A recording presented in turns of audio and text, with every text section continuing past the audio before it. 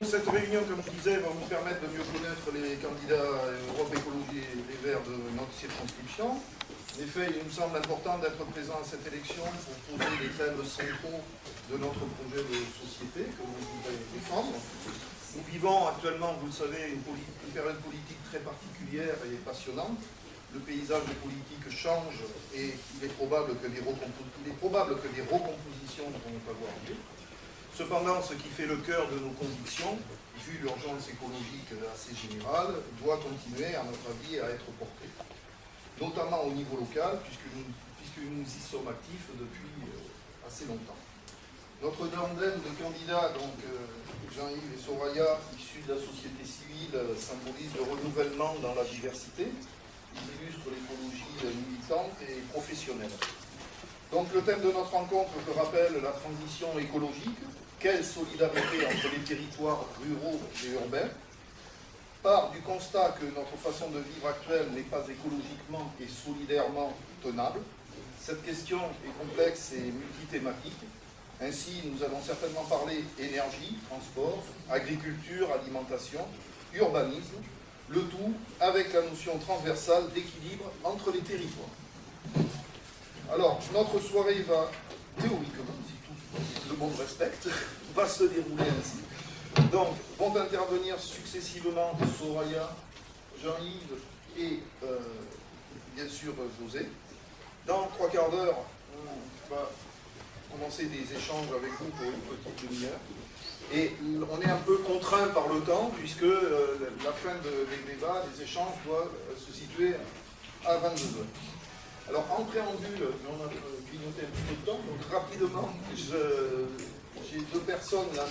Serge Bardet, qui est habitant du quartier France et militant associatif, qui va intervenir un petit peu, suivi de Mme Patricia Fenocchio, ancienne conseillère municipale, qui s'est occupée notamment à la mairie de la restauration scolaire et adhérente de l'association du Père d'Adèle.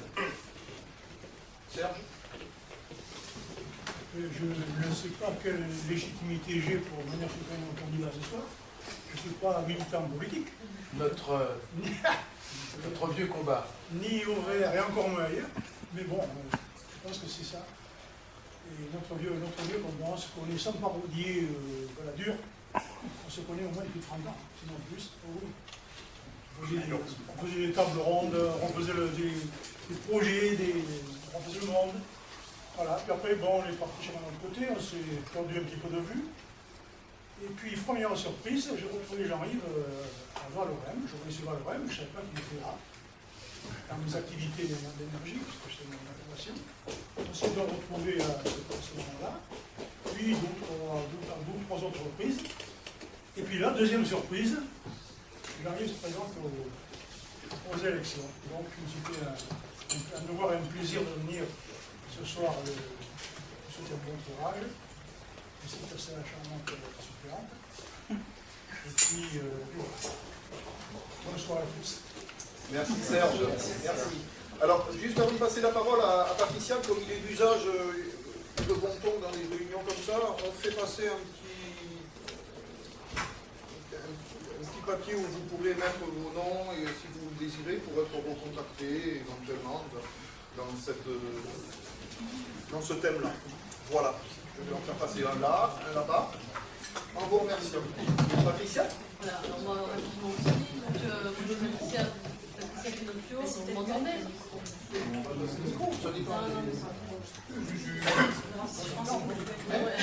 On va essayer de laisser le micro. Alors, attends une seconde.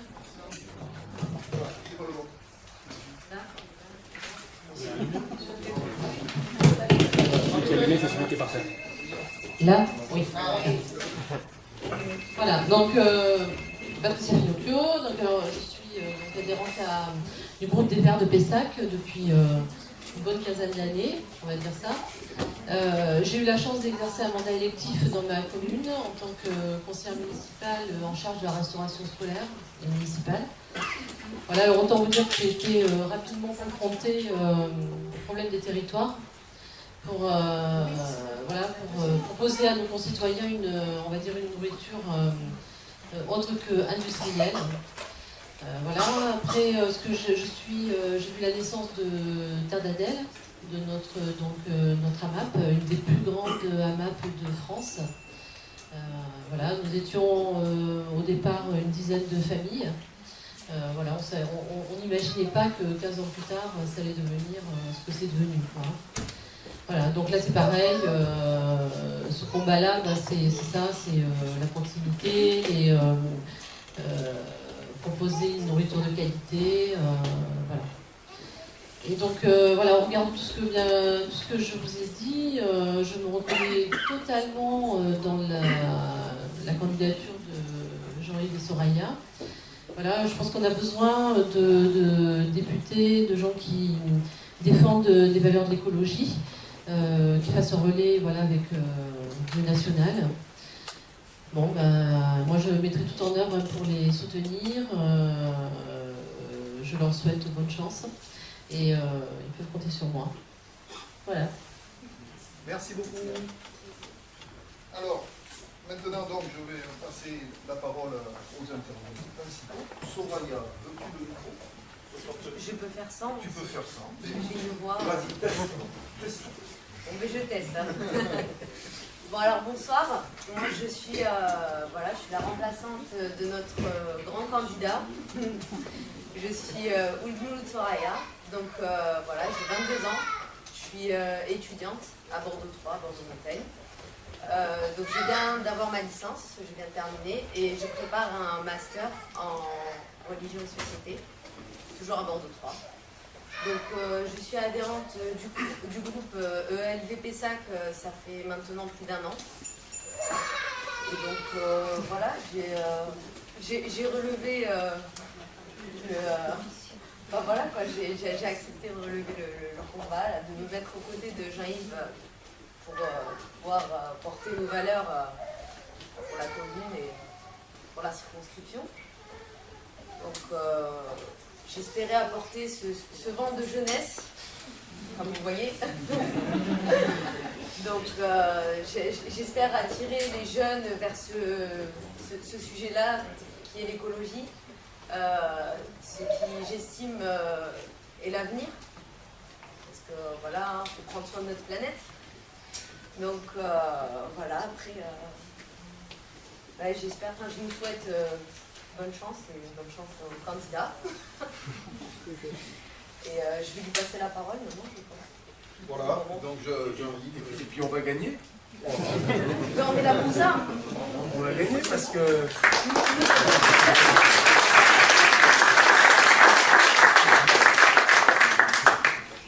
On va gagner parce que on est un de plus que les autres.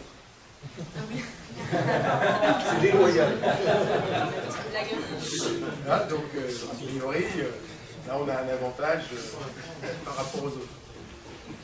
Bon, moi je me présente, donc Jean-Yves Grandidier, j'ai 59 ans et j'habite à Gradignan.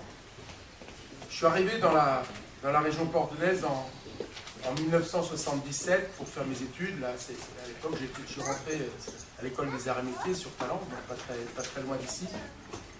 Et à côté de faire mes études d'étudiant ingénieur, je me suis tout de suite impliqué, pendant que j'étais aux arts et métiers, dans le combat antinucléaire sur Bordeaux, au sein du comité antinucléaire de Bordeaux, et je vois un certain nombre de têtes ici avec qui j'ai partagé ce combat de ces années-là, avec les rencontres de gros, avec aussi les plans interrégionaux qu'on a pu faire, qu'on a essayé de faire à l'époque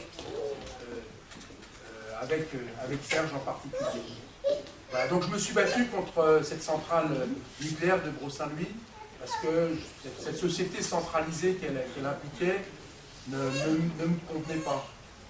Mais bon, j'étais quand même ingénieur par formation, donc être contre quelque chose c'est bien, mais être pour quelque chose c'est encore mieux. Donc très rapidement, j'ai essayé de mettre en œuvre et de construire l'alternative. Et c'est avec un pote des arts et métiers de l'époque, hein, peut-être que certains le connaissent ici, Dominique Bernard, on a commencé à construire une éolienne. On a commencé par mettre sur les terrains du groupement foncier agricole, à côté de la centrale de Gros. Tant que le combat s'est produit, Et puis quand la bataille a été perdue, en 81 ou 82, et on l'a rapatriée, et cette éolienne, elle est restée très longtemps sur le toit de l'IIT Mesures Physiques. C'était une éolienne en forme de batteur à œuf, pour ceux qui passent par la faculté ou qui passent le long de la rocade, ils l'ont peut-être vu. Voilà, donc j'avais mis, à partir de ce moment-là, le doigt dans l'éolien, et quand on y met le doigt, on y met le bras. Et donc j'ai passé quelques années, bon, j'ai pas pu assister à la naissance des Verts, parce qu'en 84 j'étais en Colombie. Là, j'ai passé 3 ans là-bas. Et je suis revenu en France. J'ai milité quelques années au sein d'Europe Écologie Les Verts. Et en 1994, après 2 années de chômage, j'ai créé effectivement l'entreprise Valorem, un bureau d'études donc spécialisé dans les énergies renouvelables et la maîtrise de l'énergie, avec l'objectif d'apporter ma petite contribution à ce monde durable et souhaitable que nous voulons. À l'époque, le problème, c'était plus le problème de l'escarcesse des ressources fossiles en particulier. Ce n'était pas encore le problème du changement climatique. En fait, on s'aperçoit que finalement, des ressources fossiles, il va falloir qu'on en laisse les 2/3 des réserves prouvées dans le sol, et que vraiment, aujourd'hui, le problème, c'est le changement climatique. Mais les énergies renouvelables et la maîtrise de l'énergie apportent aussi la solution à ce problème-là. Donc, bon, en 1994, il fallait être un petit peu fou pour créer une entreprise dans ce domaine-là, avec la prégnance qu'on avait du nucléaire. Et bon, on s'est battu. Et en particulier, j'ai fondé, avec 2 autres pionniers de l'éolien à l'époque, en 1996, France Énergie Éolienne, donc le syndicat des professionnels de l'éolien. Et à partir de ce moment-là, on a fait le lobbying auprès des pouvoirs publics pour mettre en place un cadre réglementaire qui permette de développer l'énergie éolienne. Un des points d'ordre de ce combat, ça a été la mise en place des tarifs éoliens, premier tarif d'obligation d'achat qu'on a eu en 2001, et qui prévoyait effectivement qui nous permettait en fait de faire des projets avec un équilibre économique. Et on avait quand même été assez créatifs à l'époque, parce que d'un endroit à l'autre, d'un site à l'autre, il y a beaucoup plus de vent, beaucoup moins de vent, et il ne fallait pas qu'on ait le même tarif pour tous les projets, parce que sinon il y aurait eu des rentes indues. Donc on a imaginé des solutions qui permettaient effectivement de pouvoir avoir des tarifs qui permettent d'avoir un équilibre économique sur les projets, mais aussi d'éviter les rentes indues pour les très bons projets, puisque quand même ces tarifs-là, ils sont quand même payés par le consommateur. On a ensuite travaillé avec EDF, j'ai travaillé avec EDF pour mettre en place les procédures qui allaient gérer les capacités d'accueil au réseau. Et là, c'est pareil. Plutôt que ces capacités soient plantées par ceux qui avaient de l'argent, on a essayé de mettre en place des régulations qui permettent de les donner à ceux qui avaient des bons projets. Et ainsi de suite. J'ai été impliqué dans les groupes de travail de préparation de la loi POP, avec en particulier le débat sur l'énergie de Nicole Fontaine en 2003, qui a donné lieu ensuite à la loi POP en 2005, les lois de Grenelle, Grenelle 1, Grenelle 2, et plus récemment, les lois de transition énergétique et la loi Brottes, où on était impliqué dans la préparation de la loi de transition énergétique, dans les groupes de travail sur cette transition énergétique. Donc j'ai vu, effectivement, de l'autre côté du miroir, ce qui se passait à l'Assemblée nationale.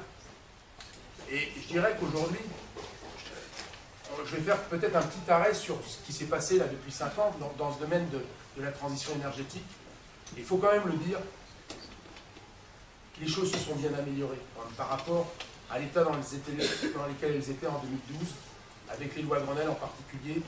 C'est vrai que quand même, ces 5 ans, les gouvernements socialistes, avec l'appui des Verts, puisqu'il y avait quand même eu la signature quand même d'un accord entre Duflot et Aubry, avant les élections présidentielles de 2012, qui prévoyait que l'on allait ramener le nucléaire à 50% en 2025 dans la production d'électricité. Et ça, aujourd'hui, c'est dans la loi de transition.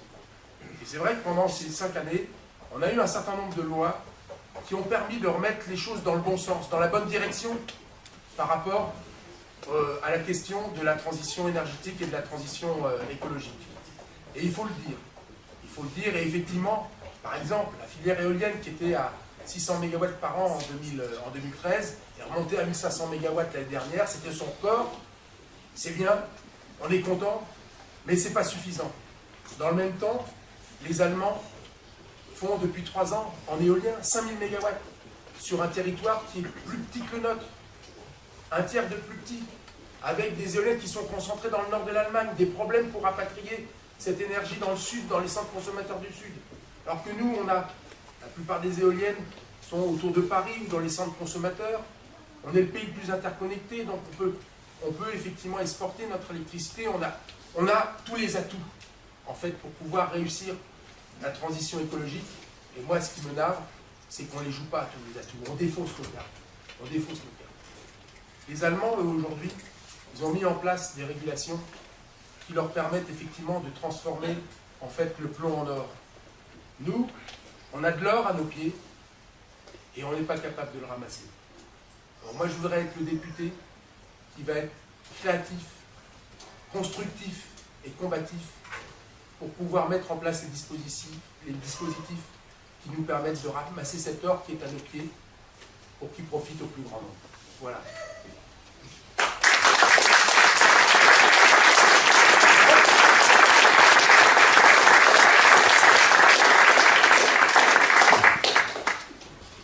Bien, tu as parlé d'éolien, mais tu reviendras peut-être plus tard sur le solaire aussi.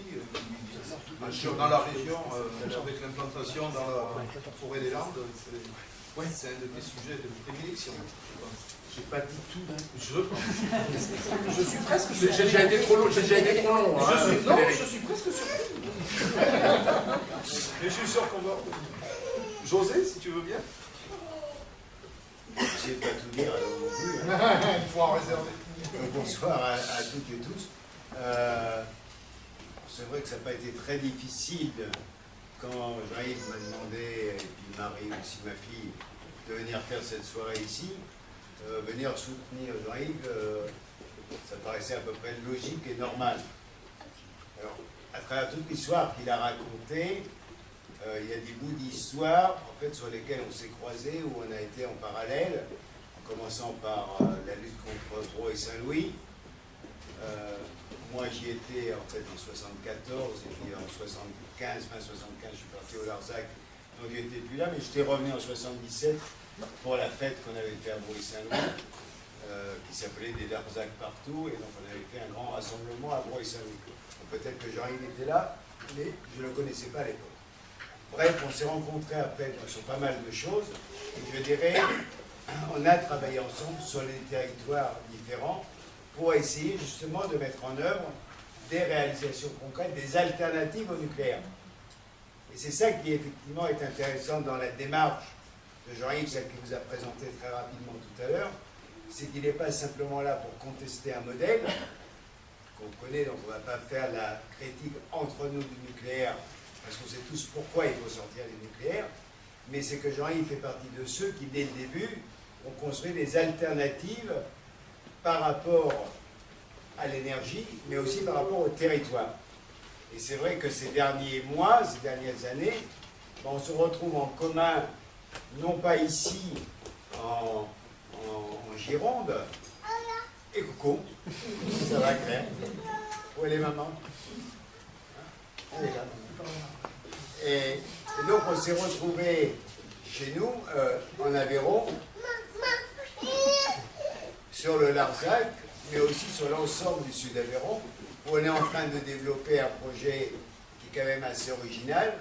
C'est qu'on est en train de développer, donc ce qui se fait chez nous, ça pourrait se faire ailleurs, et ça peut se faire ici aussi en Gironde, un SCOT, donc je ne sais pas si vous connaissez les SCOT, ce sont des schémas de cohérence territoriale, qui permettent de regrouper jusqu'à une centaine de communes pour faire des plans d'urbanisme. Donc on fait un schéma de cohérence territoriale autour d'une centaine de communes, et ensuite ça s'impose au plan d'urbanisme, au PLU. Et donc c'est ce qu'il y a dans le SCOT qui détermine ensuite les PLU. Ce n'est pas l'inverse. La façon dont tu réalises le SCOT peut changer radicalement la donne. Et donc chez nous, dans le sud Aveyron, on a été capable, sur plus de 100 communes, qui est le périmètre du parc régional des Grands Causses, de mettre en place un SCOT qui prévoit l'autonomie énergétique, mais qui prévoit aussi qu'on arrête d'utiliser les terres agricoles, et qui prévoit vraiment un modèle aussi sur le transport. Et ce projet a été accepté par 100% des maires. 98% des maires sont de droite, sans couleur. Ils ont tous marché dedans, tous. Et on a une dynamique collective. Actuellement, on est en train de mettre en place, enfin c'est les gens de Scott, je dis parce que voilà, je me sens partie prenante, même si je ne suis pas élu local. On est en train de mettre en place un plan de toutes les toitures des bâtiments publics de ce territoire. On se retrouve avec plus de 800 toitures qui pourraient être adaptées à des installations photovoltaïques. Et donc l'idée, c'est de construire au fur et à mesure sur ce territoire une autonomie énergétique. Alors c'est vrai qu'on a déjà des barrages hydroélectriques, l'éolien se développe et le solaire est en train de démarrer.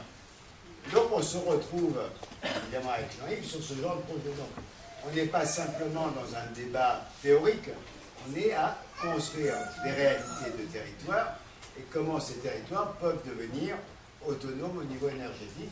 Ce qui est un peu une réflexion qui avait existé déjà dans les années 70 sur le Sud-Aquitaine et sur toute cette réflexion qu'il y avait ici pour essayer de construire des alternatives au modèle dominant nucléaire.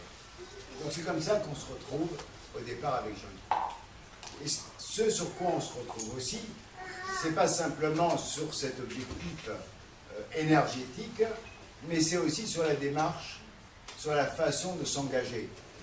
C'est-à-dire que plutôt que d'attendre que notre projet soit repris globalement au niveau national ou européen, eh ben on essaye d'avancer pas par pas.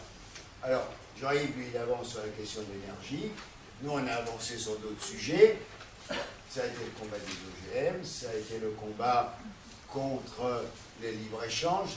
C'est chaque fois des choses concrètes et on essaye de gagner les batailles les unes après les autres. Et je dirais, quel que soit le gouvernement, on s'est battu sur les OGM, on a gagné sous Sarkozy. Qui nous aurait dit, il y a quelques années, que c'est sous Sarkozy qu'on aurait eu l'interdiction de la culture des OGM. C'était impensable. Ensuite, on a gagné le gaz de schiste. Même si vous étiez moins concernés ici, on l'a gagné à mi-chemin entre Sarkozy et Hollande. Sur le Roundup, le glyphosate, cette bataille, elle a été commencée il y a quelques années, elle est en train de prendre une ampleur gigantesque. Aujourd'hui, les gouvernements doivent assumer leurs responsabilités. La Commission européenne vient de leur envoyer à tous les gouvernements une notice en leur disant, voilà, c'est vous qui devez décider si on prolonge de 10 ans le glyphosate ou pas. Peut-être que d'ici 1 an, 2 ans, on aura gagné cette bataille. C'est pas rien ici en Gironde, avec toute la problématique du col, c'est le glyphosate, mais c'est aussi les pesticides. Donc ça, ce sont des combats très concrets. Et moi, c'est ça qui nous rejoint, sur lequel on se rejoint, c'est qu'on part de choses concrètes et on essaye de les faire aboutir coûte que coûte. Plutôt que de faire un gigantesque plan sur la comète, où on se disant comment est-ce qu'on va faire pour y arriver. Alors, Jean-Yves vient de ce que l'on appelle maintenant dans le jargon la société civile, ce que j'ai horreur, mais enfin c'est comme ça. Il a une boîte, il bosse. Moi, je n'étais pas non plus engagé dans un parti politique, donc j'étais paysan, et je me suis engagé en 2009 quand on a créé Europe Écologie au moment des élections européennes. Si on avait gardé le cap, on ne sait peut-être pas où on en est, mais bon, la logique des partis est telle qu'on voit bien pourquoi aujourd'hui les partis sont souvent un frein. C'est mon opinion à moi, comme je suis dans rien, c'est facile à moi de le dire, mais en tout cas, je pense que c'est mon analyse. On a effectivement raté un coche, c'est comme ça, ça ne doit pas nous empêcher aujourd'hui de rebondir et de continuer, donc, et de reprendre la bataille. Donc voilà, moi je suis venu pour dire ça un peu très simplement, là, en quelques mots, là, pour l'instant, et pour dire pourquoi Jean-Yves au Parlement, ce serait un bon député. parce qu'il ne se boufferait pas la tête dans des magouilles et des combinaisons, il aurait sa bataille, et il mènerait sa bataille. Et en fait, c'est un peu de ça qu'on voit. C'est des gens qui ont des convictions et qui sont capables de mener le combat concret, pas à pas. Et aujourd'hui, on a un espace. On a un espace qui est en train de s'ouvrir. Je ne sais pas ce que ça va donner, globalement, ce gouvernement et ce nouveau président de la République. Mais au moins, on a un allié dans la place, au moins au ministère de la transition écologique et solidaire. Au moins, on a un allié dans la place. Et donc, avec Nicolas Hulot, je pense qu'aujourd'hui, on a un espace pour construire des alternatives. Comme je sais qu'il est lui aussi dans cet état d'esprit de partir des réalités concrètes et essayer de faire bouger les lignes, on a effectivement des possibilités de travailler ensemble. Donc, si Jean-Yves était élu à l'Assemblée nationale, il serait l'interlocuteur parfait du ministre de l'écologie et je suis sûr qu'il s'entendrait à merveille. Voilà. Merci.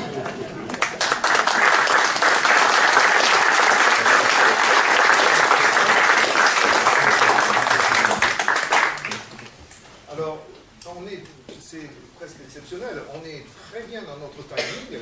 On avait prévu de donner la parole à la salle une petite demi-heure. On est un peu en avance. Est-ce que Jean-Yves, tu veux développer sur les dernières choses sur les panneaux photovoltaïques, notamment dans les Landes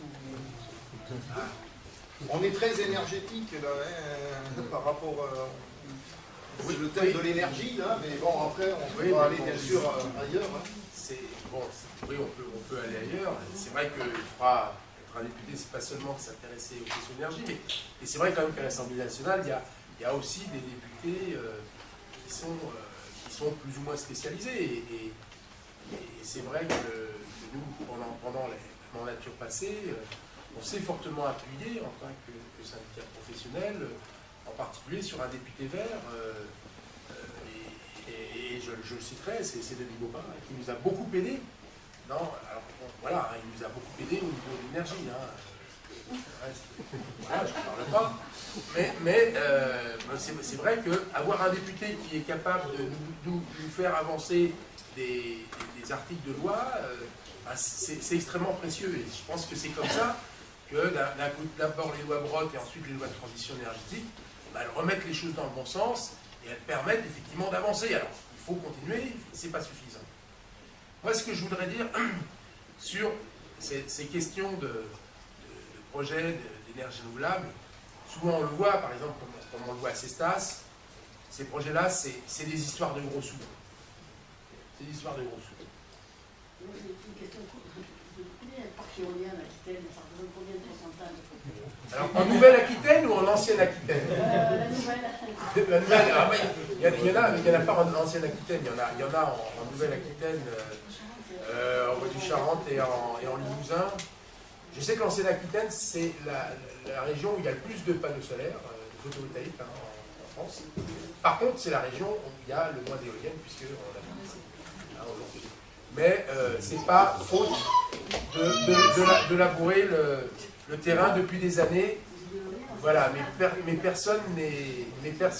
visiblement, on n'est pas prophète en santé, pour le moment. Mais on va continuer à se battre. Et justement, ce que je veux vous expliquer, c'est que c'est des histoires de gros sous, parce que c'est effectivement un projet avec les énergies renouvelables, en particulier l'éolien, le solaire ou l'hydraulique. Il n'y a pas de carburant, il n'y a pas de combustible pour faire tourner ces installations. Donc l'essentiel du coût de production, c'est l'investissement initial.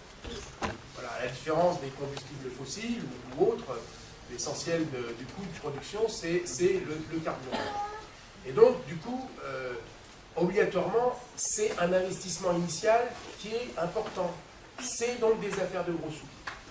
Mais il ne faut pas que ce soit que ça, pour que, effectivement, les projets puissent se faire et pour que la transition écologique soit désirable.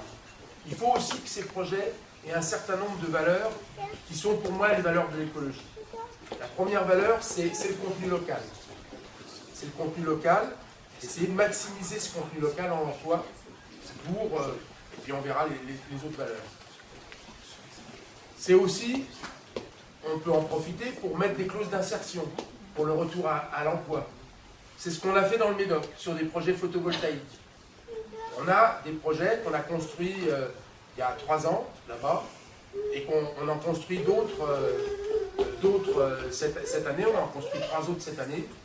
Eh bien, on a à la fois un contenu local qui est maximisé, il y a 80% du l'investissement qui est réalisé en France, et une grosse partie de l'investissement qui est réalisé ici en Aquitaine, en particulier avec les suiveurs de soleil qu'on choisit, et qui viennent d'ici, de la Technopole Montesquieu, là, chez Exoson.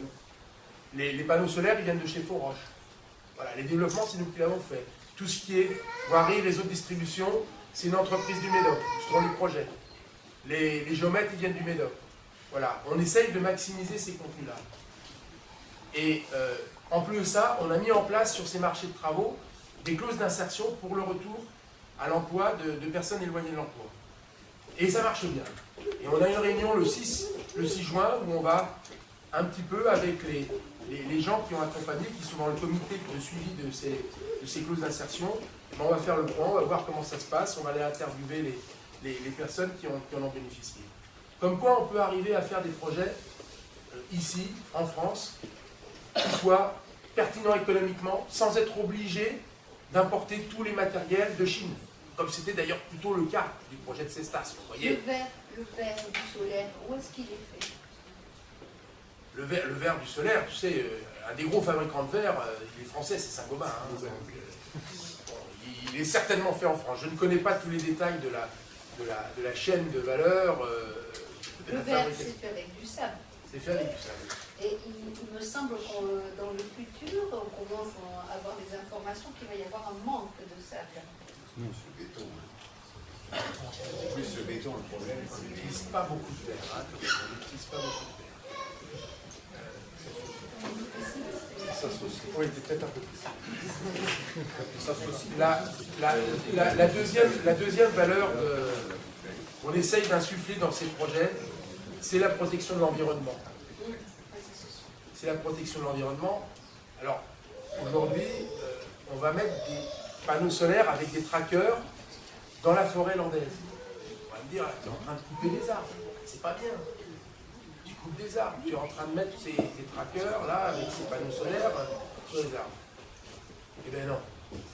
Aujourd'hui, quand on met les trackers, on est obligé de les espacer pour pouvoir qu'ils ne se gênent pas l'un à côté de l'autre. Et à tout moment de la journée, il y a du soleil qui peut pénétrer sous les panneaux. Et en fait, la photosynthèse peut se faire. Ce qui fait qu'on conserve une végétation, on conserve l'habitat d'un certain nombre de plantes, et en particulier des papillons protégés, des oiseaux. Et on s'est aperçu, on a fait passer, après les installations qu'on a fait il y a 3 ans, donc 3 ans après, on vient de faire passer un écologue qui nous a dit il y a des espèces qui reviennent et qui sont les espèces caractéristiques des zones humides qu'on avait avant les grandes plantations de 1850.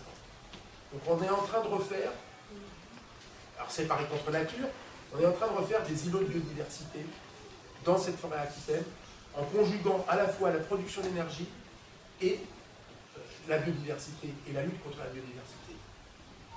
Ces écologues, ils nous disent, aujourd'hui, il faudrait qu'on arrive à ce que le massif landais, il y ait 20% de zones humides pour retrouver un niveau de biodiversité qui soit acceptable. C'est-à-dire qu'il faudrait, effectivement, à la place des pins, qu'on retrouve un peu ces landes humides qu'on avait avant ces grandes plantations. Malheureusement, on ne pourra pas régler le problème avec le photovoltaïque. Parce que si on met 1%, on prend 1% de la forêt landaise pour mettre du photovoltaïque, ça fait à peu près 10 000 hectares. Le massif landais fait 1 million d'hectares.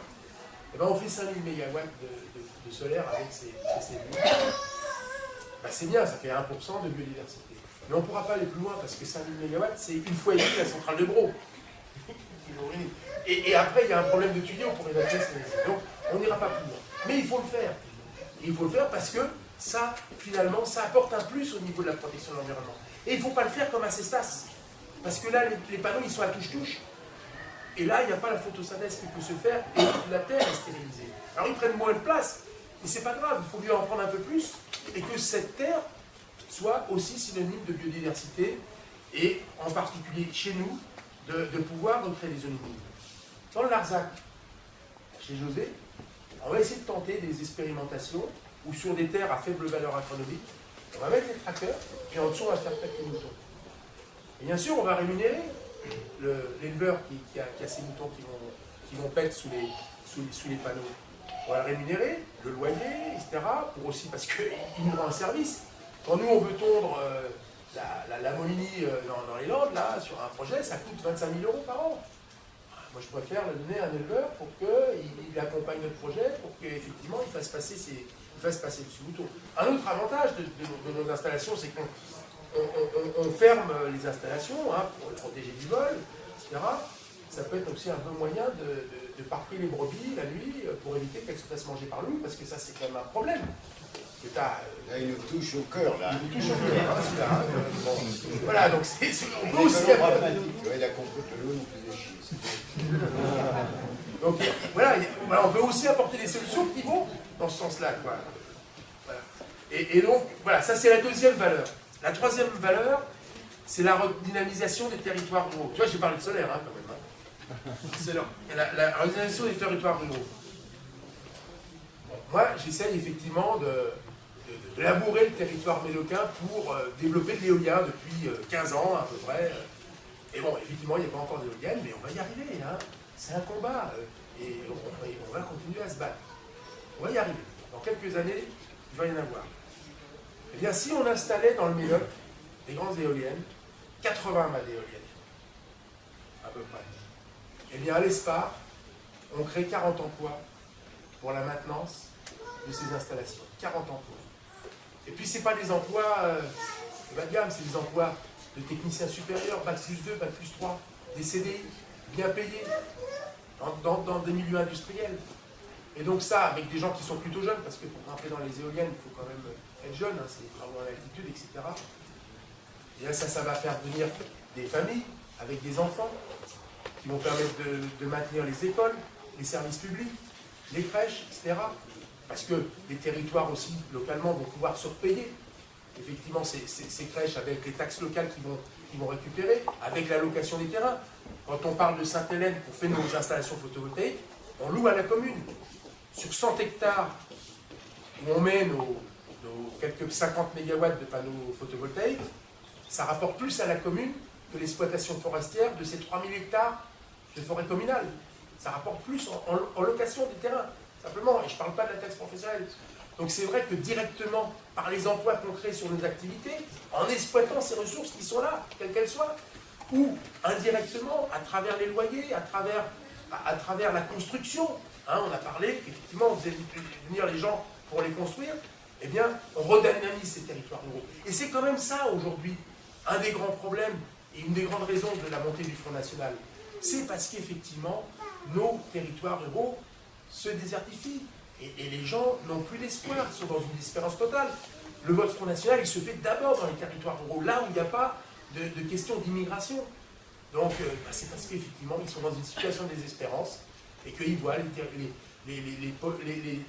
territoires ruraux se vider, les services publics disparaître, et voilà. Et donc, ils réagissent dans le désespoir. Donc voilà, il y a quand même les moyens, avec toutes nos énergies que l'on a, nos énergies renouvelables, de redynamiser ces territoires. Et il faut en être conscient. Et que ce ne soit pas que des affaires de consumo. La dernière valeur qu'on essaye de mettre dans nos projets, et qu'on a mis dans nos projets, on les a mis dans les projets à différents endroits, on l'a expérimenté, c'est la participation citoyenne.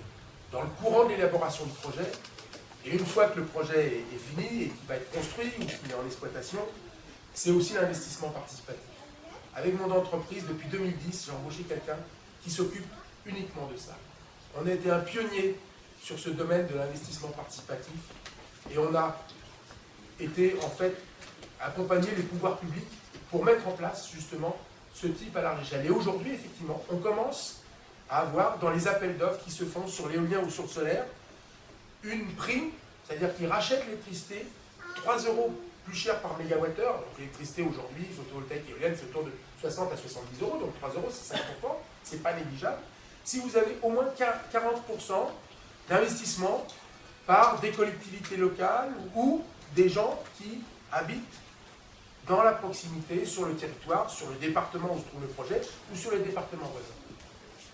D'ailleurs, actuellement, avec, je me fais un peu de publicité là, on a lancé, parce qu'il y en a qui sont intéressés, ils m'ont dit, mais on ne sait jamais quand est-ce que tu fais des choses qui nous permettent de placer et de mettre notre épargne dans ce genre de bon projet.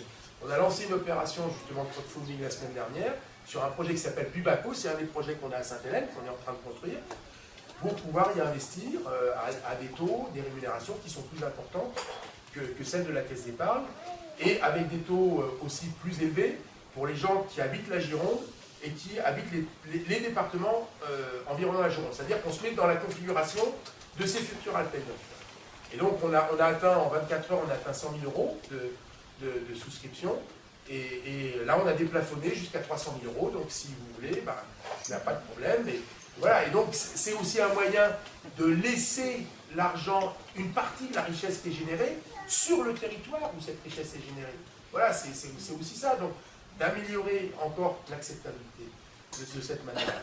Voilà un petit peu les valeurs qu'il faudrait que nos projets de la transition écologique aient pour pouvoir la rendre désirable et que, effectivement, tout à chacun ait vraiment envie d'y aller et qu'il y ait de moins en moins de réticence et de frein pour y aller. Et bien, pour ça, il faut mettre en place des régulations, il faut mettre en place une législation pour l'accompagner, pour l'inciter, pour faire qu'on ne fasse pas ce qui s'est passé à Cestas. Alors, je ne vais pas développer, mais c'est vrai qu'à Cestas, c'est la faute à personne, il y avait un trou dans la raquette, et il y a effectivement des développeurs qui ont profité du trou dans la raquette pour faire cette installation, mais qui n'est ni faite ni à faire, ni sur le point de vue industriel. C'est des panneaux chinois, on a missionné des Allemands pour installer les supports, etc., en faisant travailler des travailleurs de l'Est de l'Europe, etc. Je n'ai rien contre eux, mais bon, malgré tout, on fait ça ici quand même. Et puis, non plus, sur la question de la protection de l'environnement, parce que les panneaux sont très très resserrés, et donc les stères en dessous des panneaux sont relativement stériles et ne peuvent pas permettre de recréer ces zones humides dont on a tant besoin dans la région. Voilà. Bien. Merci beaucoup.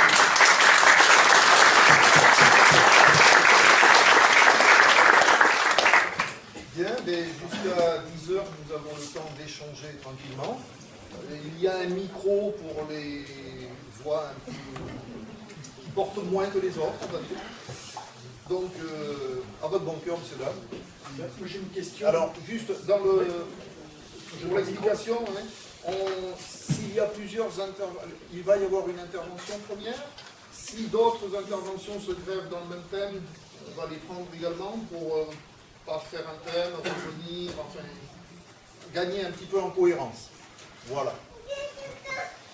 Merci. Bonsoir. Donc, on vient de parler de panneaux solaires, d'éoliennes. Donc, moi, ma question, c'est pourquoi il n'y a aucune éolienne en Aquitaine et qu'est-ce qu'on peut faire pour en avoir?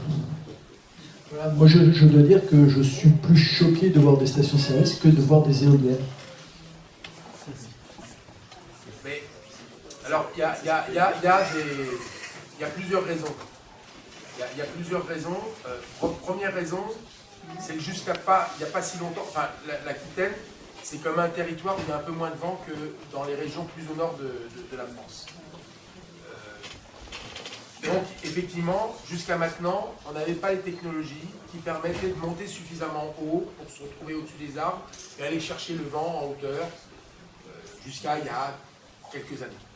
Aujourd'hui, on dispose des technologies qui nous permettraient de mettre des éoliennes à 120 mètres de haut avec des rotors de 110, 120 mètres de diamètre qui permettent donc là de faire de l'électricité éolienne, dans le Médoc en particulier, de manière tout à fait compétitive par rapport à d'autres régions de France. Et au contraire, à ce moment-là, l'Aquitaine deviendrait vraiment très intéressante parce qu'on pourrait faire cette production avec un minimum de nuisances, à la fois un minimum de nuisances, on va dire, paysagères, pour peu qu'il y ait des nuisances paysagères. Moi, je suis assez fier des projets éoliens que je fais. Mon premier projet éolien que j'ai fait, c'était dans la Vérone, dans le parc régional des Grands Crous. Ça s'appelle le Mer-des-Loups. Sur une crête, on renforce un axe existant du paysage et ça devient intelligible. Et effectivement, à ce moment-là, ça donne un impact positif. Mais revenons à l'Aquitaine. Donc on pourrait faire des choses, effectivement, avec peu d'impact sur le paysage, peu d'impact sonore parce qu'on a de l'espace, et donc vraiment le faire avec un minimum de nuisance pour les riverains.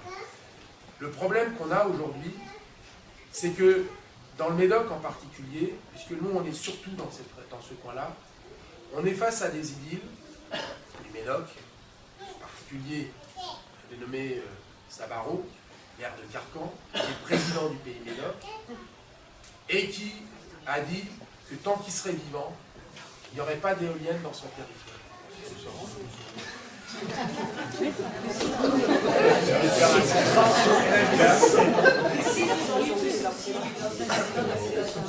Et oui, Sabaro, c'est aussi l'ancien président, ça a été une édile des chasseurs. Bon, voilà.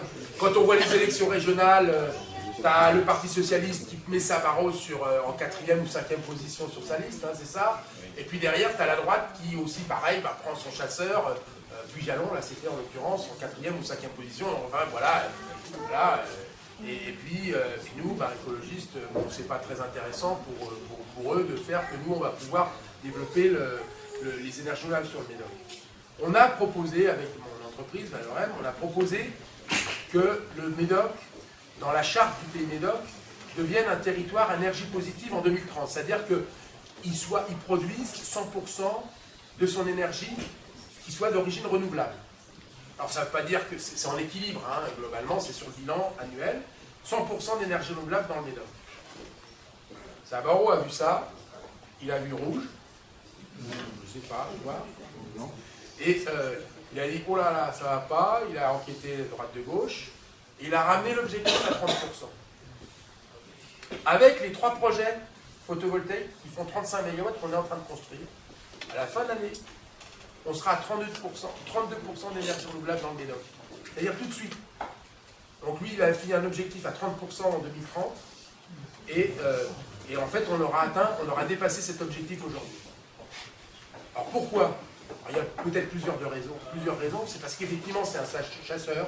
Alors est-ce qu'à un moment donné, quand, je dirais, les écolos ont remplacé au conseil régional, on fait la charnière à la place des chasseurs, peut-être que... Il y a des rancœurs. Du coup, il y a eu des rancœurs et que l'éolien est assimilé en fait à l'écologie. Moi j'ai le maire des Loups, le maire de la commune, c'est le président de l'association de chasse locale. J'ai eu aucun problème. Dans les autres régions de France, j'ai aucun problème pour mettre des éoliennes sur des terrains qui appartiennent à des chasseurs. C'est pas un problème, il n'y a pas de problème entre... Naturellement, il n'y a qu'ici qui a des problèmes.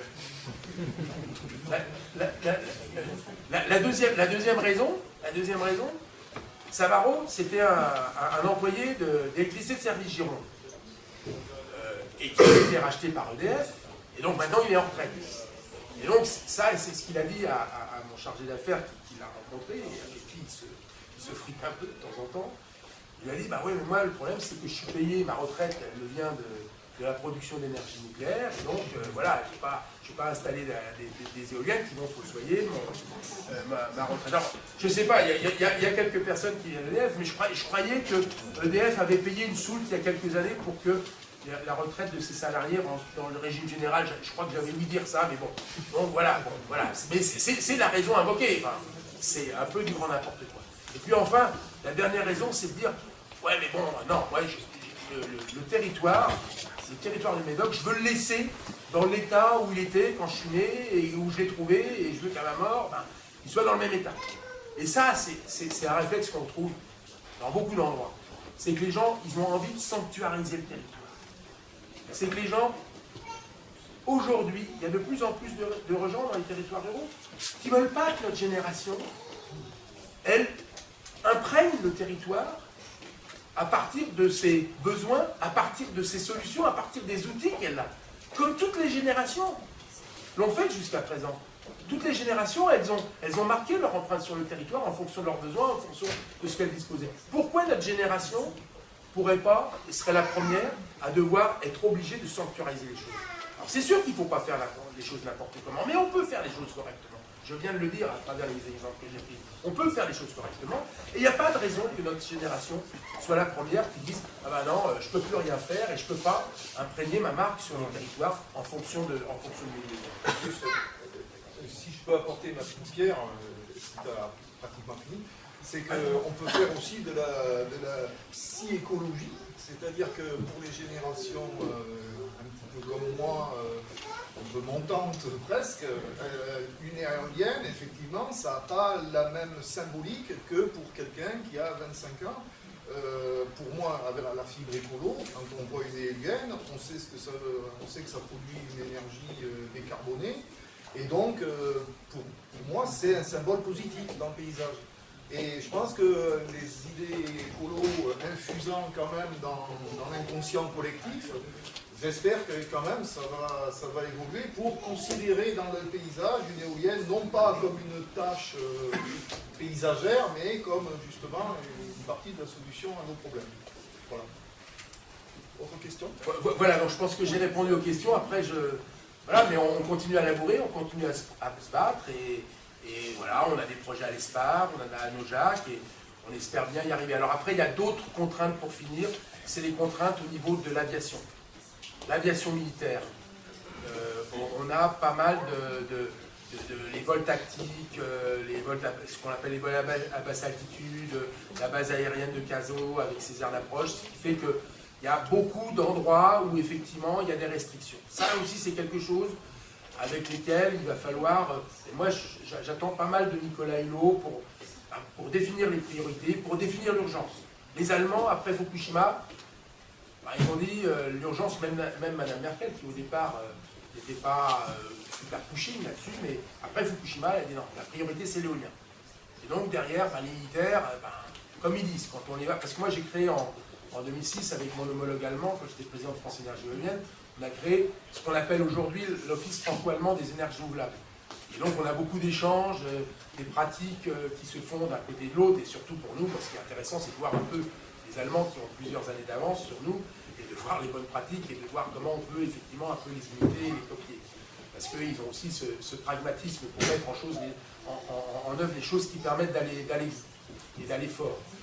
Et bon, voilà quoi, les militaires disent, voilà, moi, je fais avec les éoliennes qui sont là, et puis voilà, je fais avec, quoi. Ils acceptent de faire avec. Alors je ne dis pas qu'il faut qu'on fasse exactement pareil, on n'est pas tout à fait pareil qu'en Allemagne, etc. Mais je suis sûr qu'on pourrait mettre des éoliennes et le concerter avec l'armée à des endroits où ils font des essais de vol à basse altitude. Mais moi, je vais quand même être extrêmement pragmatique. Demain, quand nos militaires vont devoir intervenir sur des champs d'opération, il y aura des éoliennes. Donc il va falloir qu'ils sachent naviguer entre les éoliennes. Donc il faut bien qu'ils aient des champs d'entraînement avec des éoliennes. Donc effectivement, on pourrait d'ailleurs vendre très cher aux Allemands l'heure de pilotage à travers une zone de vol à basse altitude où on aurait mis des éoliennes pour pilotes expérimentés. Voilà. Les chicanes aériennes. Voilà. On passe à une autre question pour faire intervenir un maximum de personnes. Bonsoir. Alors, vous avez parlé, peut-être qu'on va l'aborder après, mais vous avez parlé de comment les énergies renouvelables pouvaient répondre à des problématiques concernant la forêt des landes, la biodiversité, les campagnes qui se vident. Mais je voulais savoir si vous aviez peut-être une vision de quelle agriculture vous voudriez voir en Aquitaine, parce que c'est aussi un secteur qui pourrait répondre à beaucoup de ces enjeux-là. Et du coup, voilà, je voulais savoir si vous aviez un avis là-dessus, ou voilà, une vision de l'agriculture aquitaine.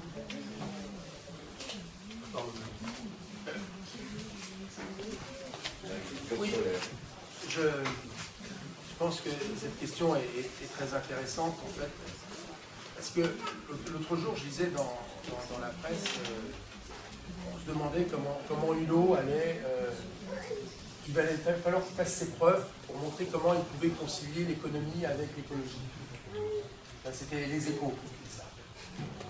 Ça m'a fait bondir. Aujourd'hui,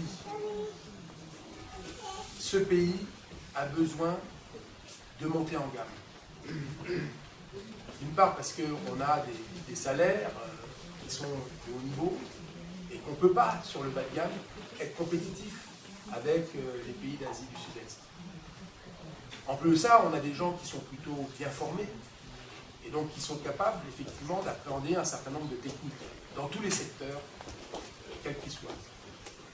Et au niveau de l'agriculture, pour moi, la montée en gamme, c'est l'agriculture, c'est l'agroécologie, c'est l'agriculture biologique. Il faut effectivement favoriser cette agriculture, le développement de l'agriculture biologique. Parce qu'on va remplacer les entrants chimiques par de l'intelligence, par de la connaissance, par de la main-d'œuvre aussi, plus nombreuse, et aussi ça peut participer à la revitalisation, à la redynamisation des territoires ruraux, de la même manière qu'on y développe les énergies renouvelables. Parce qu'on a besoin de plus de main-d'œuvre, et de la main-d'œuvre qualifiée. Faire de l'agroécologie, faire de la permaculture, c'est pas si facile que ça. Hein. Moi, je ne suis pas spécialiste là-dedans, mais j'ai ouï dire que c'était quand même des choses assez compliquées. Mais c'est très pourvoyeur de main-d'œuvre, et ça évite effectivement d'utiliser dans l'engrais chimique ou des pesticides qui sont souvent faits à partir de pétrole ou de ses dérivés. Donc on est vraiment en phase par rapport à ça. Et c'est cette montée en gamme qu'il faut qu'on fasse. Et en fait, c'est quoi la montée en gamme? C'est parce qu'on a des objectifs écologiques, c'est donner plus de valeur à nos produits, c'est d'avoir une meilleure valeur dans nos produits. Et donc, qu'est-ce que c'est la valeur? C'est de l'économie. Donc c'est complètement absurde de dire qu'il va falloir qu'il fasse ses preuves. C'est évident que la montée en gamme de l'économie, dans toutes ces dimensions, dans tous ces secteurs, ce sera aussi plus d'écologie. Qu'est-ce que c'est, par exemple, si on prend l'automobile? Je ne suis pas un fan d'automobile, mais bon, je suis en vélo, mais bon, voilà.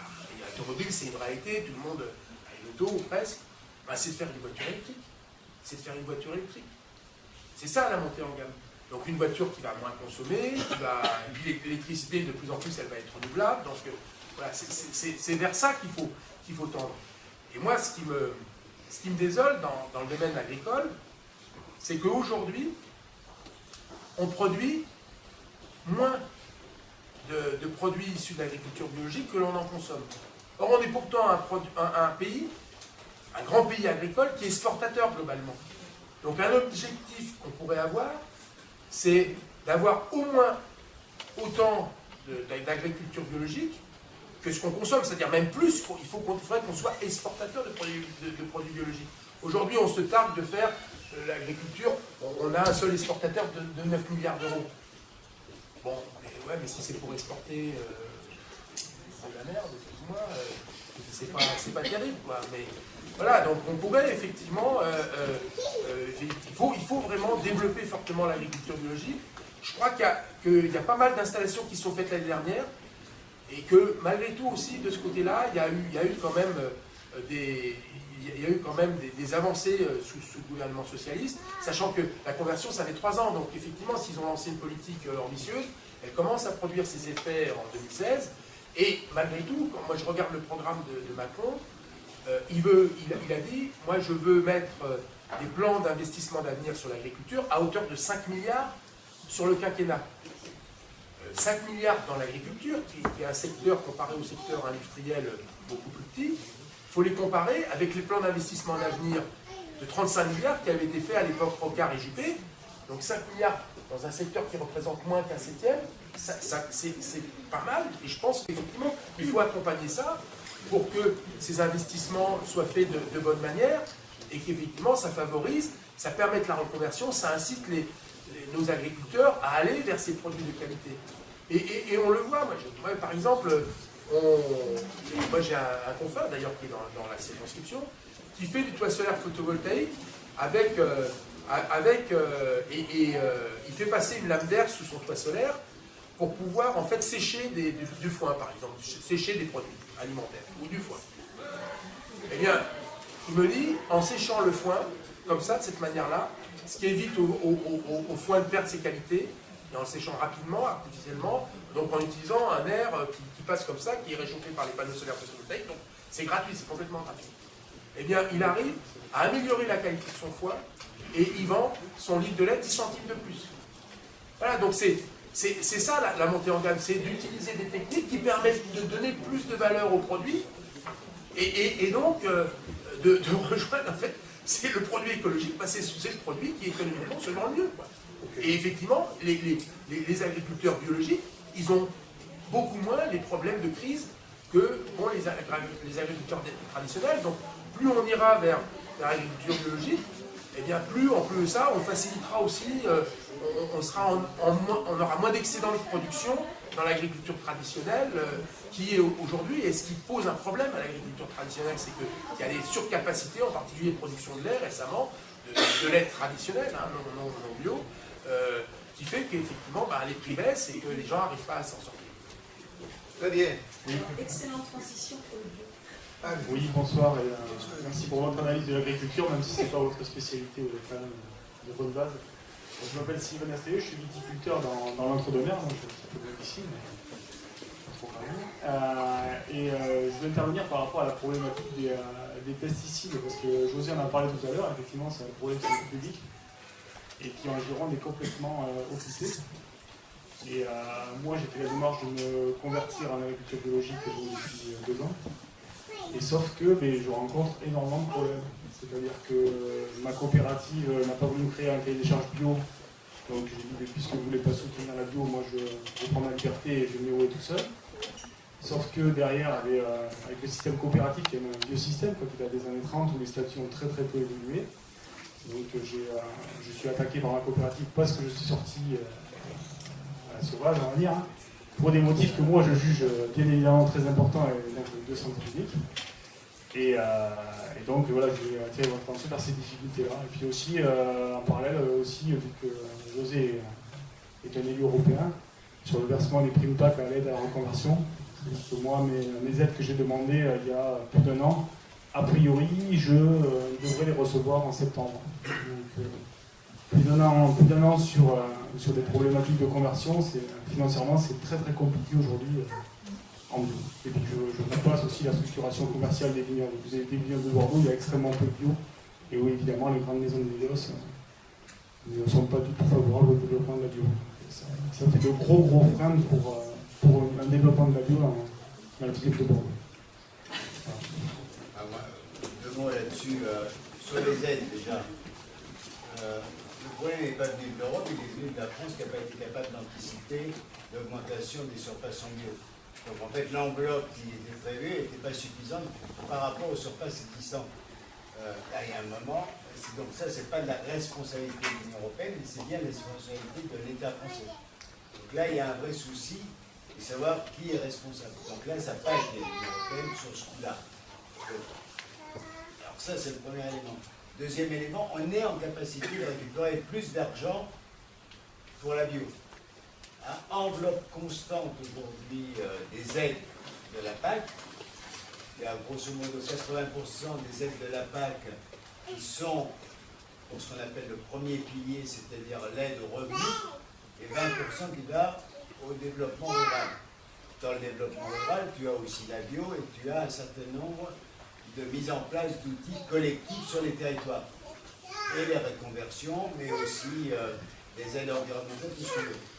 Si on était capable, ça c'est une question de volonté politique, de limiter le montant des aides par l'exploitation agricole, si on les plafonne à 100 000 € ou à 200 000 € au pire, aujourd'hui c'est pas plafonné du tout. Plus on a d'hectares, plus on a d'aides. Si on les plafonne à 100 000, voire à 200 000 pour faire une concession, on peut ramener chaque année plus de 3 milliards qu'on pourrait réinvestir dans le développement rural. Et donc ça donne des moyens supplémentaires sans augmenter le budget de l'Union européenne sur d'autres projets. Simplement, c'est une question de volonté politique. Est-ce qu'on veut le faire ou pas? Et là, je crois qu'effectivement, ça, c'est des batailles très concrètes à l'Assemblée nationale. C'est là où ça se passe. Et c'est pas à l'Europe que ça se passe. Puisqu'en fait, il y a une liberté totale. Les gouvernements ont tout fait pour que ces budgets soient gérés dans chaque pays avec des programmes qui sont aussi différents d'un pays à un autre. Ce que j'ai combattu parce que je trouve que c'est un vrai danger, la renationalisation de la PAC, mais c'est comme ça. Donc, utilisons-le à l'envers. Puisque vous avez voulu ça, ben maintenant, mettons-le en œuvre. Et on a les moyens de le faire. Donc c'est un choix. Et après, il faut poser évidemment sur la région. Donc là, moi, je ne suis pas placé pour en parler par rapport à la politique régionale. Mais c'est vrai que là aussi, à un moment, il faut assumer les responsabilités, quoi. Donc, c'est vrai que ce que disait Jean-Yves, si on produisait déjà, on avait les surfaces pour produire ce qu'on consommait par rapport aux achats, c'est une chose. Et quand on voit que la proposition de Brigitte Allain dans le mandat précédent sur les cantines scolaires a été un peu écornée, là, on nous annonce le même type de programme à 50% des cantines bio. Ben, ça veut dire très concrètement des reconversions nécessaires. Des filières organisées, locales ou régionales. Communes au niveau des écoles, des maires, puis départements, puis régions. Donc on peut construire des réseaux différents au niveau de l'agriculture biologique, directement en contrat des paysans avec les collectivités territoriales, ce qui permettrait aussi d'avoir des prix qui soient garantis. Tout ça, ça peut se mettre en place. Simplement, c'est une question de volonté politique des élus. Est-ce que les élus locaux le veulent? Et ensuite, je dirais comment les citoyens le portent. Comment les citoyens le portent. Parce que toute la bataille qu'il y a eu ici sur les pesticides aussi, qui a quand même été très forte en Gironde par rapport aux pesticides de la vigne, par rapport à l'école, aux écoles, etc., où ça a été une mobilisation qui a porté au niveau national et plus large au niveau européen. Effectivement, ça c'est quelque chose qui est important. Mais il faut être capable d'aller plus loin, quoi, de pouvoir continuer cette pression. Parce que tout à l'heure, je vous le disais rapidement sur le glyphosate, la Commission européenne se retourne vers les États pour qu'ils assument la responsabilité d'arrêter ou pas le glyphosate. Or, aujourd'hui, on sait que Monsanto a menti et que les soi-disant tests pour dire que le glyphosate était sans danger avaient été bidonnés déjà dans les années 90. Or, l'Agence européenne sanitaire des aliments s'appuie sur ces tests pour dire que le glyphosate est sans danger.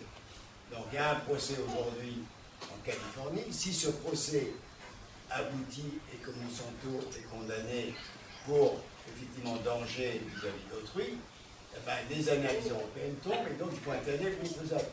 Donc comme ça va prendre plusieurs années, ben, il faut se battre aujourd'hui pour qu'il y ait un moratoire et une interdiction aujourd'hui du glyphosate, même si elle n'est pas définitive, mais sous forme de moratoire. Ça peut être une bataille qu'on peut gagner. Or, aujourd'hui, il y a une pétition européenne, j'imagine qu'ici la plupart des gens l'ont signée, sur le glyphosate, pour obliger la Commission à changer sa législation. On va arriver au million de signatures très bientôt. Donc voilà, tout ça, ce sont des choses très concrètes. Et après, on peut parler des autres pesticides, où effectivement, on peut mener la bataille. Donc, moi, je crois que c'est important, et ton exemple est intéressant. Alors, effectivement, parfois, on se retrouve isolé dans un endroit où parce que la coopérative, ben, ça nous embête que tu partes, parce que là, tu feras le même bain qu'eux, mais il sera meilleur. Au moins, gustativement, j'en sais rien, je vais pas goûter, mais au moins, au niveau sanitaire, au moins, il n'y aura pas ces pesticides. Alors, et puis, quelque part, il y a aussi pour cette problématique bien précise, il y a un aspect psychologique, c'est-à-dire que la profession, elle a un peu de mal à admettre que pendant 40 ans, elle a fait des bêtises. Et sauf qu'il y a des gens qui meurent largement à la retraite, les paysans, c'est un fléau. On assiste sur une bombe, personne ne s'en rend compte. Tu sais, quand tu es en appellation, je ne sais pas si tu es en appellation, toi, quand les mecs sont en appellation, ils ont l'impression que leur appellation, c'est le must, sauf qu'ils voient la petite feuille verte à étoile à côté où le cible avait sur une bouteille de la même appellation, ils se disent mince, ça veut dire qu'on peut faire mieux, quoi. Et donc ça leur pose un problème, ça veut dire qu'ils savent très bien qu'à l'intérieur de la même appellation, il y a deux niveaux dans l'appellation. L'appellation de base et l'appellation qu'il y a effectivement. Nous, l'autre jour, j'étais en Ardèche, et une dégustation à l'aveugle de vin. Donc c'était des citoyens et c'était des chercheurs. C'était Serralini, le professeur Serralini qui avait travaillé sur les OGM et aussi sur le glyphosate, qui avait organisé ça avec un œnologue. Et donc les gens devaient goûter les vins et c'était pas sur l'aspect gustatif du vin. Si, c'était gustatif. Mais pas pour chercher, savoir s'il avait goût de cerise, de ceci ou de sous-bois, pour savoir si c'était avec pesticides ou sans pesticides. Et en fonction du type de pesticide, tu as des types d'altération des goûts. Et c'était drôlement intéressant. Donc ça, c'est peut-être un truc qui serait à faire ici En Gironde, ça coûterait un pataquès d'enfer. Moi, je pense que peut-être que les écolos, ce serait un bon coup à faire, c'est d'organiser une dégustation à l'aveugle pour savoir les types de pesticides qui altèrent effectivement les saveurs. Tu nous donnes une idée là, José, parce que nous, localement, au niveau de notre groupe, puisque tu sais que Pessac est fort bien pourvu en château, Clément Aurillon et compagnie. Et donc, on a également fait une campagne de sensibilisation par rapport aux riverains et aux habitants riverains de ces châteaux-là. Donc, effectivement, c'est Là, il y a beaucoup à faire, là, c'est un super coup. Hein. Ouais, mais quand même, tu vas pas donner du vin, même bio, dans les cantines aux enfants, quand même. Non, mais ça, c'est pour les profs. Alors, avant, on donnait du vin au BIDES, au service militaire, pour ceux qui allaient faire leur service. Voilà, pour les objecteurs. Alors, juste pour se situer dans le temps, il nous reste une dizaine de minutes. Ça laisse place à quelques questions. Avec donc, il y a eu 250 moulins à grains sur l'estuaire de la Gironde. Donc, quand même, c'était bien pensé, surtout rive droite. Donc, ça, c'est sûr. En plus, pourquoi il n'y a pas trop d'éoliennes? Parce que le vin rapporte tellement d'argent et les vendeurs de pesticides font un tel pognon. Moi, j'ai eu longtemps, que, évidemment, pourquoi les filles des éoliennes? Et, oui, non, c'est. Et puis, c'est une presqu'île. Une presqu'île, donc les gens sont moins dans le continuum. Et ils ne veulent pas parler du nucléaire non plus parce qu'ils sont dedans, ils sont dans le périmètre. Et plus on est près de la chose, plus on la nie aussi. Donc, c'est aussi beaucoup, c'est vrai, le peuplement du Médoc, ça remonte à Charles Martel, parce qu'il y a une partie des armées mortes qui se sont perdues dans le Médoc et qui y sont restées. Qu'on fait sous parce qu'ils ne pouvaient pas. Il y a beaucoup d'endroits dans le Médoc qui sont à des noms arabes. J'ai rien contre eux. Mais c'est très pratique parce que comme ils ne boivent pas de vin, ils ne filent pas trop dans les chiens. Bon, ça c'est un fait. Mais je voulais vous demander surtout, justement, est-ce que c'est des éoliennes offshore que vous voulez mettre dans le Médoc? Non, parce que il y a suffisamment d'espace. Quand vous regardez le Médoc, vous voyez, en fait, ça fait comme si c'était une mer verte. Hein. Et puis en plus de ça, en ce moment, les chenilles processionnaires, là, ça fait comme s'il y avait une écume blanche. Là, en fait, non, mais c'est vrai, on a sur Terre l'équivalent de la mer, sans les inconvénients. La mer, ça coûte cher, quoi, aujourd'hui, quand même, mais a priori, déjà, on doit pouvoir le mettre sur Terre. Des grandes éoliennes, alors, style offshore et des pales de 50 mètres. Par exemple, voilà. Des grandes machines qu'on a aujourd'hui et qui sont aussi disponibles pour le terrestre. Et aujourd'hui, les projets offshore, ils vont être au large de l'île de Léron, là, plutôt. D'accord. Elles sont fabriquées où, ces éoliennes? Voilà, les éoliennes, elles sont faites où? Alors, il y en a pas. Alors, les éoliennes aujourd'hui, les fabricants, les assembleurs, les ensembliers, il y en a en Espagne, il y en a en Allemagne, il y en a au Danemark. Et si on regarde les industries bien pourvues en fabriquant d'éoliennes, hein, mais il n'y en a pas en France. Parce que, alors, d'éoliennes terrestres. Parce qu'on a, alors, à Marande, il y a Plastinov, qui a fabriqué effectivement des pales pour, à l'époque, pour un fabricant, pour un fournisseur pour Pongement. Mais bon, il a fait une centaine de pales. C'est très bien d'ailleurs, et moi je travaille avec lui, on essaye de développer les pales du futur. Non, c'est vrai qu'on a loupé le train de l'éolien terrestre il y a quelques années. Il faut rappeler quand même qu'en 2003, Areva à l'époque voulait racheter une entreprise qui s'appelait Bonus. Et c'est l'agence des participations de l'État qui a dit niet à Madame Lauvergeon. Il y a beaucoup de défauts certainement par ailleurs, mais là, elle avait le nez creux. Et le bonus en question, aujourd'hui, il s'appelle Siemens Wind et c'est le plus gros fournisseur d'éoliennes en mer, d'éoliennes offshore. Voilà, donc c'est. Voilà. Mais à l'époque, l'agence des participations de l'État a dit non, je ne veux pas que Areva rachète cette entreprise. Donc aujourd'hui, au niveau de. Alors, par contre, au niveau de l'éolien en mer, là, il y a eu des appels d'offres et qui aujourd'hui, normalement, devraient permettre de développer une filière industrielle de l'éolien offshore. Donc il y a des usines qui sont en train de se mettre en place, à la fois à Cherbourg, il y a un fabricant de pales danoises qui est en train d'installer son usine de fabrication de pales, de très grandes pales, Oui, à côté de la Hague, enfin à Cherbourg, quoi, sur les bords de Cherbourg. La matière première, c'est quoi la matière première? La matière première des pales éoliennes, c'est des résines époxy, c'est de la fibre de verre et de la fibre de carbone. Et justement, nous, en Aquitaine, on a développé un projet de pales du futur, qui s'appelle EFIWIN, avec le concours de la région, pour justement, entre autres, un des buts du projet, c'est pas le seul, c'est de remplacer ces résines thermodurcissables par des résines thermoplastiques, c'est-à-dire qu'on pourrait recycler, c'est-à-dire qu'on porterait la pale à 120 degrés, à ce moment-là, la résine, elle fond, et on peut récupérer la résine d'un côté, et les tissus de verre, de carbone de l'autre. Donc effectivement, aujourd'hui, les pales, les résines thermodurcissables des pales éoliennes, elles ne peuvent être qu'incinérées dans des fours de cimentier, etc. À très haute température, on ne peut pas les recycler. Voilà. Mais enfin, ça dure quand même relativement longtemps. Et par rapport aux déchets d'une centrale. Par rapport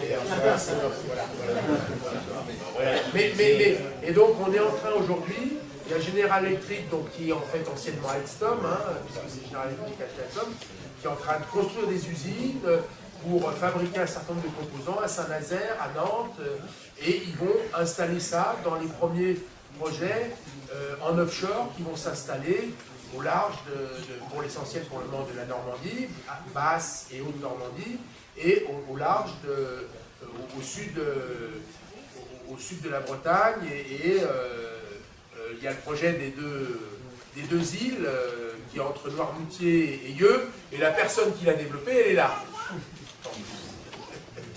Frédéric. Je crois aussi on parle de plus en plus d'éoliennes flottantes, pour s'affranchir de l'offshore, pour éviter d'avoir la profondeur. Voilà, alors aujourd'hui, l'État français, c'est vrai, a développé une politique aussi relativement industrielle, c'est-à-dire qu'ils font maintenant, avec l'offshore et l'offshore flottant, ce qu'ont fait les Allemands dans les années 80, fin des années 80, début des années 90.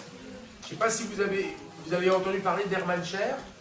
C'était un député du SPD en Allemagne et qui a été un des chantres du développement et de la politique énergétique.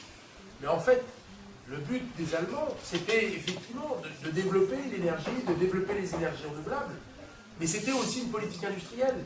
Et une politique pour reconvertir un certain nombre de chantiers navals dans le nord de l'Allemagne qui périclitaient en fabrique d'éoliennes. On a des gros composants dans nos éoliennes, comme un peu on a pour les bateaux, pour les chantiers navals, c'est des composants de même type, de même gabarit, et effectivement, la reconversion était tout à fait facile et tout à fait envisageable. Et donc, ils ont eu cette politique énergétique de développer des projets, et de l'autre côté, une politique industrielle d'installer des usines de fabrication de composants et d'assemblage des éoliennes. Voilà. Nous c'est un peu le reproche que je ferais ici en Aquitaine, si on regarde la politique régionale. On a un président région qui est très, qui est comme de la circonscription, qui est très pushing sur le côté techno, développement technologique, développement de l'industrie, mais qui est beaucoup moins pushing sur les projets, qui n'est pas très très volontariste, en particulier sur les projets d'éolien dans le Médoc. Il a choisi Saint-Barreau dans son équipe plutôt que d'autres personnes qui auraient pu justement développer l'éolien dans le Médoc. Et donc, effectivement, il marche que sur une jambe, quoi. Donc, oui, c'est pas étonnant qu'on se casse la gueule, quoi. Voilà, il faut marcher sur ces deux jambes. Il faut à la fois, si on veut avoir l'industrie, il faut avoir le débouché, il faut avoir la commande locale, il faut permettre qu'effectivement on puisse installer les éoliennes d'abord là, et puis après, les Allemands ont fini par exporter. Effectivement, moi quand j'achète des éoliennes pour mes projets, elles viennent pas mal d'Espagne et aussi pas mal de Danemark ou d'Espagne ou d'Allemagne.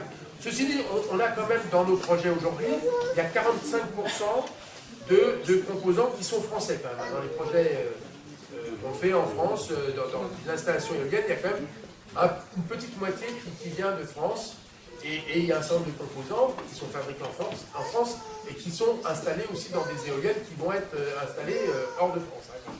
Bien, ok. Une dernière petite question flash peut-être? Oui. Ah, il y en a d'autres. Il faudra être très concis parce qu'en théoriquement on a plus de 2 minutes. Bon. Ou alors vous aiderez à ranger. Oui, alors, j'avais une question qui peut peut-être justement être une question de fin de réunion, je ne sais pas, parce que c'est une question qui revient plus en lien avec le sujet pour lequel je suis originairement venue à ce moment, qui était solidarité urbaine, solidarité rurale, et quelle solidarité entre les territoires ruraux et les territoires urbains. Et je voulais mettre en lien ce questionnement, qui est un questionnement peut-être un petit peu théorique, enfin de l'ordre des visions peut-être, avec la question de Bordeaux Métropole, qui est le projet qui nous concerne tous au local, et qui est un projet de densification urbaine intense dans les années à venir. Et je voulais savoir si vous auriez peut-être des paroles un petit peu plus, d'espoir concernant une meilleure répartition des territoires entre le rural et l'urbain, malgré ces volontés politiques de densifier les territoires urbains. Voilà, enfin je ne sais pas si je me suis bien exprimée, mais j'aurais aimé avoir un peu des opinions concernant ces futurs-là. On pose la deuxième question et on y répond. Je ne sais pas si elles seront jamais. Pas du tout, mais c'était juste une question. Enfin, j'ai entendu, la réponse est très courte, c'est à savoir, j'ai entendu que quand on construisait un champ éolien, il fallait obligatoirement, généralement, commander une centrale à gaz. Est-ce que c'est vrai, est-ce que c'est faux? C'est-à-dire qu'en soutien d'un champ éolien, il y a toujours un accompagnement d'une énergie. Il y a souvent un accompagnement d'une énergie classique qui vient alimenter les trous.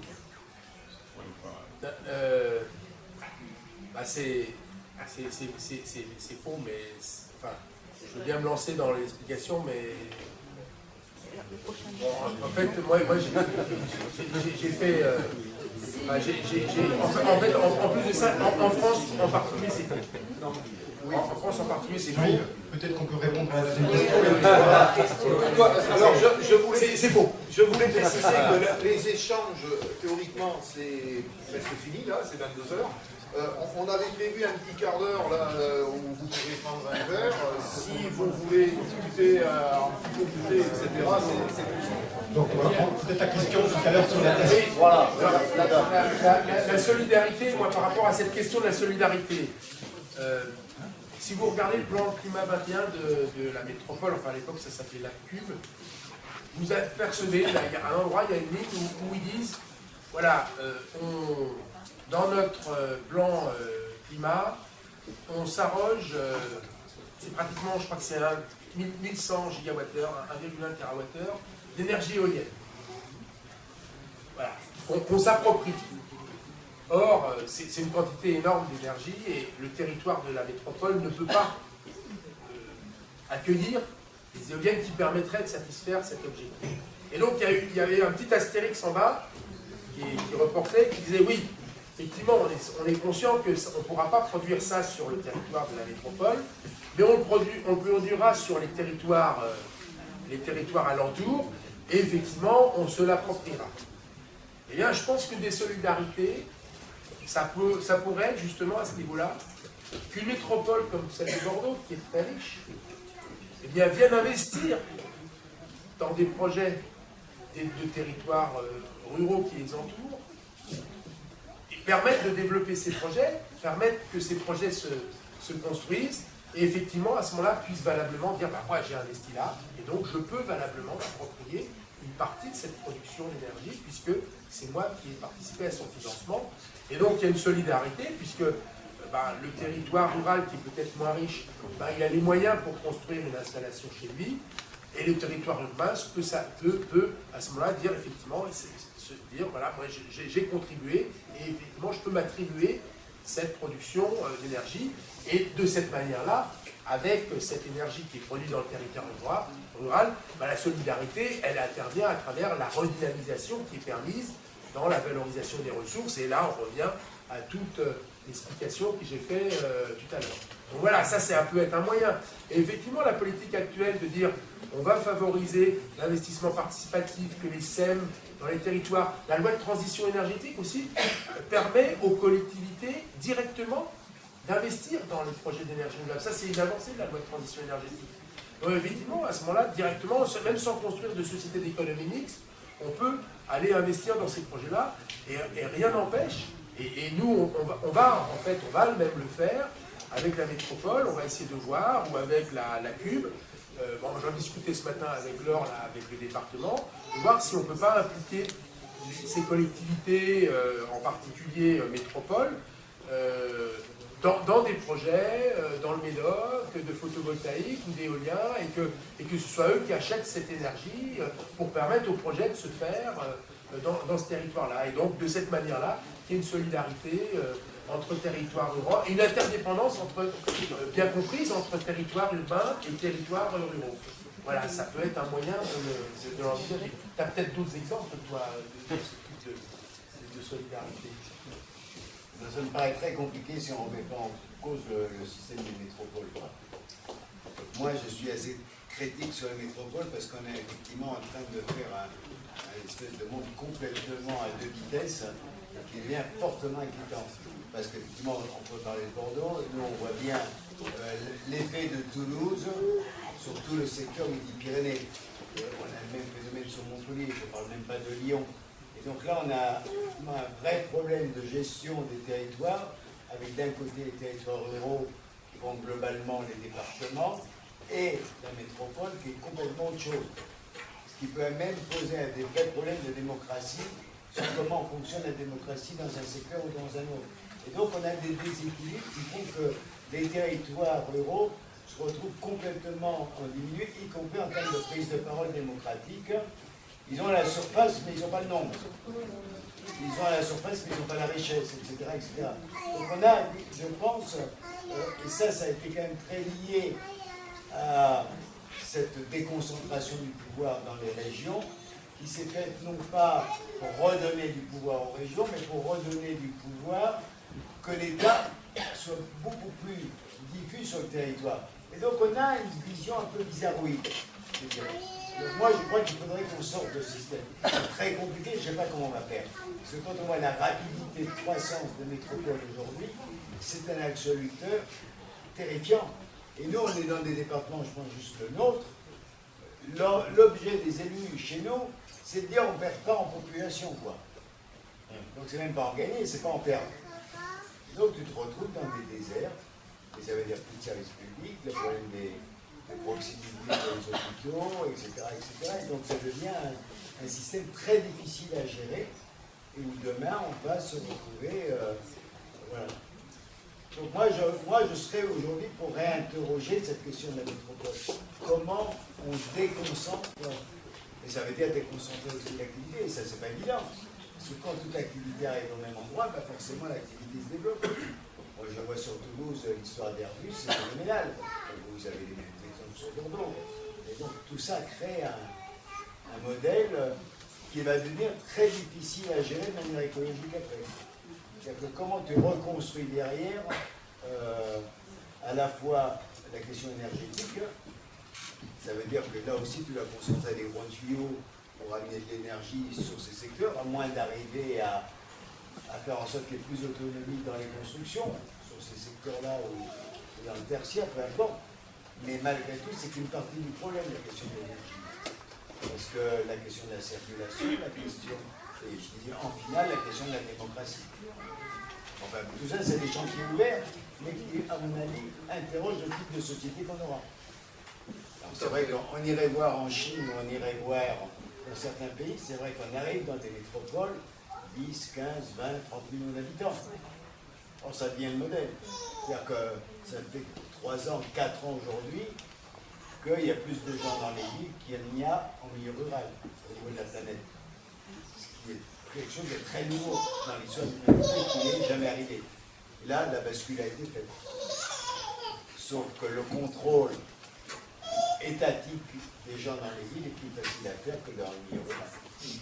Donc Et donc, en termes de démocratie, c'est un vrai risque. La concentration urbaine est un risque démocratique. Donc on peut presque conclure cette réunion sur un projet de pensée, c'est une déconcentration ou symbiose des territoires. Voilà. C'est comme pour l'énergie, tu fais les centrales, tu fais des... Bon, écoutez, on a à peu près tenu l'horaire, c'est très bien. Je vous propose peut-être de clore cette réunion, de prendre peut-être un dernier verre et nous on va avoir un petit quart d'heure pour rentrer avant 22h. Voilà.